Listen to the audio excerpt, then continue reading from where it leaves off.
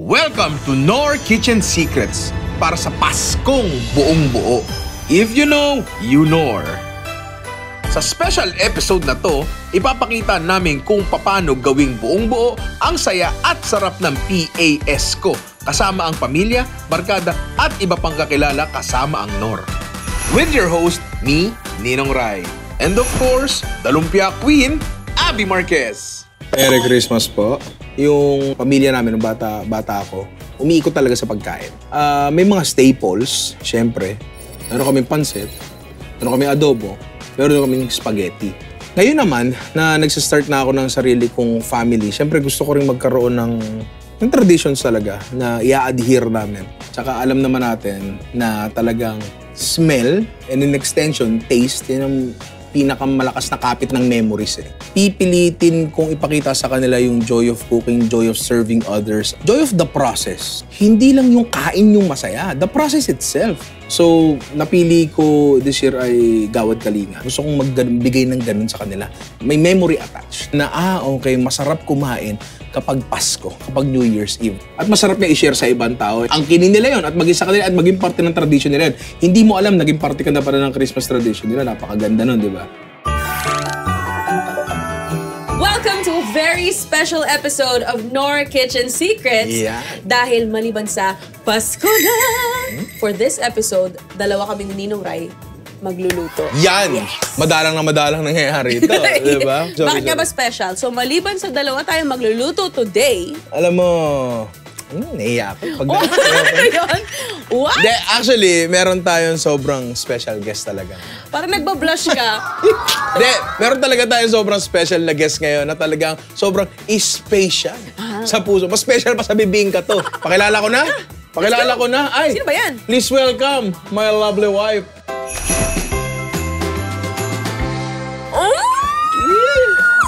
Oh my God! Napakaganda. Hello. Si Belle, ang aking napakaganda sa kiss. Baka di naniniwala eh. Kiss mo nga ako. Ang lulutuin natin ngayon ay chicken adobo with pineapples and Christmas ham. Hindi siya masyadong fan ng matatamis na ulam. Pero for this one, kasi ang Christmas ham inherently sweet talaga. Nagustuhan niya. Nagustuhan niya. So, it changed your mind. Yes, bihira yun. Bihira yun. Ganon ang relasyon kapag magaling magluto yung sinasabi ko eh. Diba? Sorry someday. Charing nga. This recipe is an official, if you know, you Knorr recipe because it's simple, delicious, and exciting. So magluluto tayo na sabay and i-dictate ko sa'yo. And sa totoo lang, ikaw, sa cooking prowess mo, napaka-basic na sa'yo nito, di ba? Tsaka ma-pride ako, hindi ko gagamitin yung secret syrup na yun. Okay. Dalawa tayo magluluto. Siya mag-isa lang, di ba? So, wala ba dyan na pwedeng kasama si Abby? Wala po ba? Joke lang! Ready na ba kayo? Ready ka na bang malaman yung recipe namin? Yes, Marikix. Let's go. Tara na. Sado na kayong close. Kunin mo ang manok mo. Mahal ko. Ang manok. Mahal ko. Manok. Okay, lagay na natin yung manok, ha? Alright. Feeling ko, isa-isa niyang ilalagay ito. Doon sa kabila. Buhos na lang. Step 1 pala natin is sear the chicken and saute the garlic, di ba? So ngayon, check natin kung ano na, brown na. Sorry. Sorry. Yan. Nasa sa inyo na yan. Pero pwedeng mas brown pa. Mare, kamusta yung Christmas kitchen nyo? Magulo! Yung mga home cook o yung mga kusinero-kusinera, ang Christmas, that's a war battle day. Alam niyo na mga kaibigan ko, ng mga kamag-anak namin, na hindi niyo ako makakausap ng December 23 hanggang 24. Ay, sige. Mahal, pakidagdagang bawang. Abi, ikaw dagdag mo na rin yung bawang mo. Yes, mahal. So, maliban sa celebrating Christmas with family or friends, meron ba kayong special na ginagawa for your community pag Pasko? Yearly, nagluluto talaga kami for the community. Pag sila Ryan nagluluto, syempre ako hindi naman ako nagluluto. So, nag-help na lang ako by prepping. Yeah. May pakain kayo. Depende, iba-iba. Iba-iba. Last year, halimbawa, nag-ano kami, Home for the Aged. Yung mga ganon. May mga different ganong bagay. beneficiaries. Pero parang really one of your missions kapag Pasko is to give back. Yes. As much as we can. Anyway, sunog na ba yung bawang mo? Oo, dinagdagan ko ng malamig na mantika eh. Step 2 natin ay eto na yung pagtitimpla natin. So, nandito na yung majority ng lasa natin. Okay. Wait, kailangan natin secret ingredient. Tara.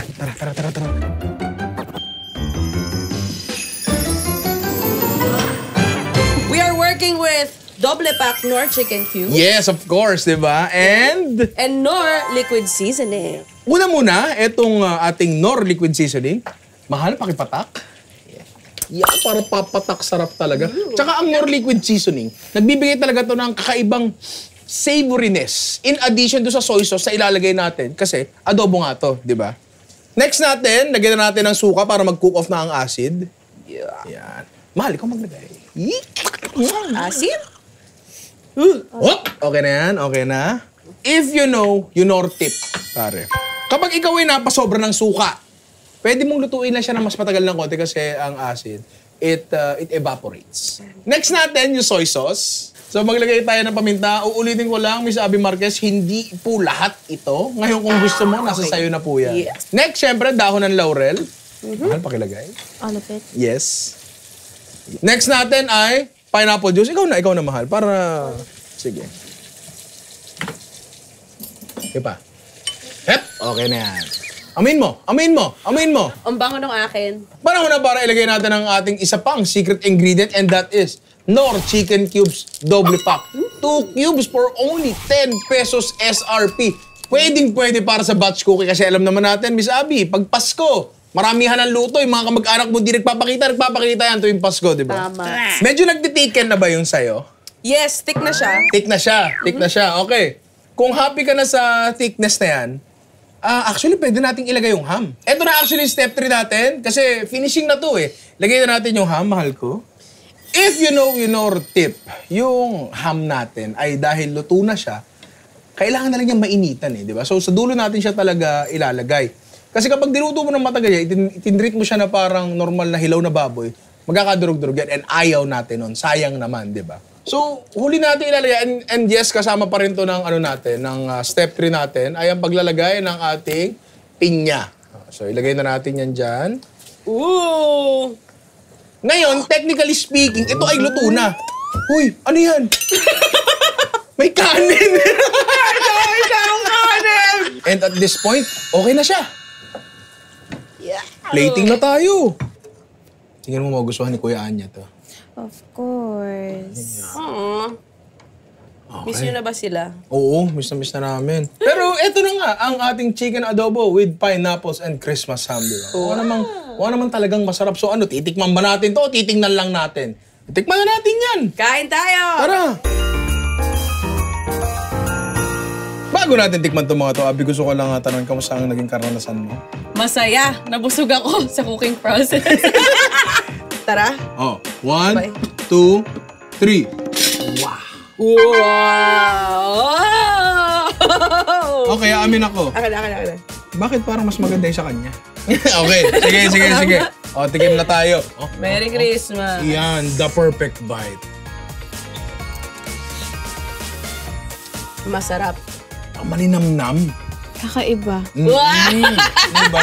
Sayang nga talaga, wala ang panganay ko dito, si Kuya Anye. Kasi magugustuhan niya yan. Si Ru, yung 4 months, hindi ko pwede pakainin yan eh. Pero isa sa mga unang papakain ko sa kanya, baka bukas. Thank you so much again sa inyong mag-asawa dahil tinuruan nyo kami nitong Christmas recipe ninyo. And finally, last na, how do you make your Pasko buong buo? Actually, may plano kami this Christmas for Gawad Kalinga and most likely, ito na lang din yung lulutuin namin.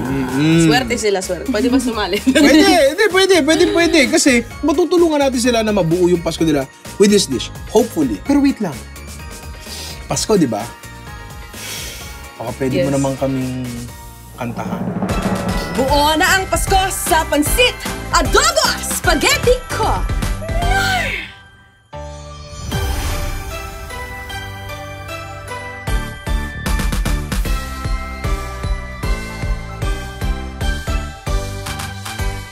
So, dito tayo ngayon sa Gawad Kalinga community dito sa Payatas, Quezon City.